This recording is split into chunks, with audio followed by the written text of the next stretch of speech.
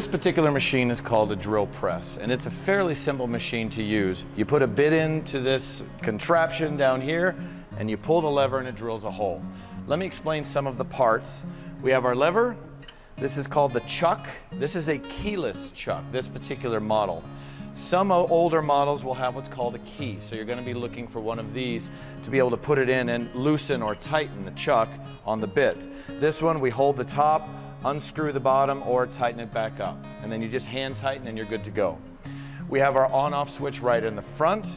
This model again has a laser system, which you can see right there, and it has a light, an LED light if you need it. So they're both available. On the left side, we have some stops. So I can move the top one down to keep me from going any lower, or I can move the bottom one up so it doesn't retract any higher. Both are available for that. For a drill press, there are an immense amount of different bits. We have plug cutter bits, we have multi-spur bits, spade bits, we have twist drill bits with a brad point, we have Forstner bits, we even have bits that are square, a chiseling bit that'll make a square hole. The last one we're going to focus on is called a twist drill bit.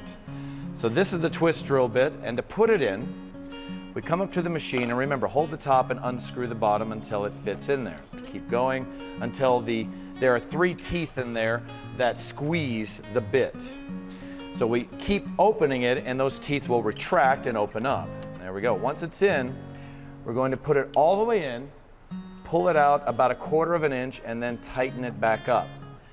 And the reason for that is if we bottom out the bit all the way into the chuck and then try to tighten it, those fingers are trying to grab the bit and pull it up, but it's already at the top and it can't go anywhere. So by giving it a little bit of space, you're allowing it to tighten even better, more firmly on that bit, and it's a lot safer. There's a few safety techniques that we need to cover when you're ready to drill a hole. Turning it on is pulling out this knob straight out, and you want to cut all the way through. Okay, it's as simple as that. But there are some things you need to remember. First of all, you see that I have a board on the table of the drill press.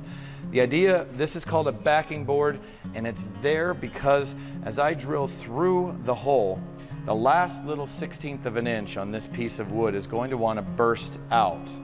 If there's nothing underneath, if I have nothing but a hole under it, then there's nothing holding that little bit of wood in there as I cut. So if I cut quickly without anything under it, so I'm moving my backing board so there's going to be an empty space and cut through, you can see that there's quite a bit more tear out. These little pieces came off, and that leaves a hole that doesn't look very good.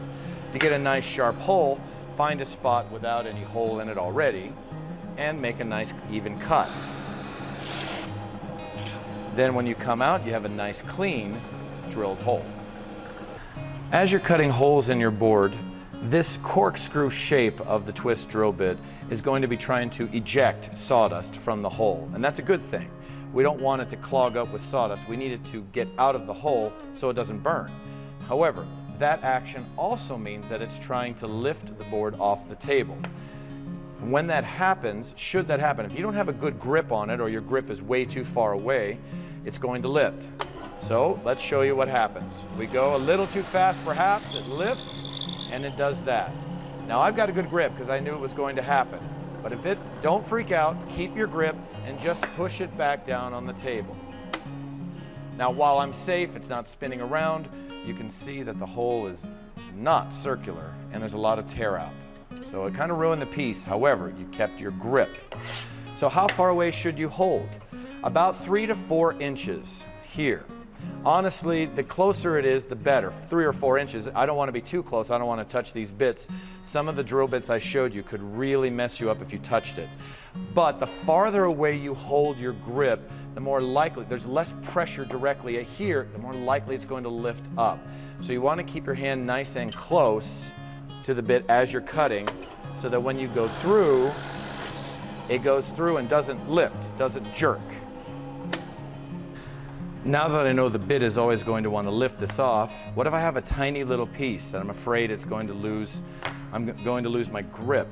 Well, what you're going to do is grab a clamp, clamp it onto the piece. Then I can hold the clamp as I'm cutting. So I'm moving my hand not only outside of that 3 or 4 inches, but now I have something more solid to hold. So what happens if you do lose your grip? Well, let's demonstrate. You'll go through and it'll start to lift, and then you let go and off it goes. So here we go, off it goes. Now notice that I'm not lifting the blade, the bit, out of the board. I don't want to lift it up, because if this moves its way down, it is going to be flung into the room and you don't know where it's going to go. Never go get this board, because it's going to hit a knuckle, either your finger or your thumb knuckle, and you won't get it. You're just going to injure yourself. So as soon as this happens, you know it's spinning, you've lost control, calm down, keep the bit down, and turn off the machine as quick as you can think about it. Now I raise it up and I basically unscrew the board from the bit. Now it is a little bit chewed up, but at least you're safe, your hands are safe, and then you can cut again. If you're drilling into a long piece of wood, especially in the ends, we don't want it to spin into the user. Now this spins, if I look down, it spins clockwise. If it's on the right and I lose my grip, it's going to spin into me. However, if it's on the left, it's going to spin into the machine and stop when it hits the pole in the back. Also, the crank is on this side of the machine, right here. And I do not ever want to cross my hands. So if I'm over here, my right hand is holding, now my left is using the crank, my arms are crossed, that's bad form. So always have long boards to the left, so now I can use my right hand, and if I lose contact or grip, it's going to hit the machine, not me.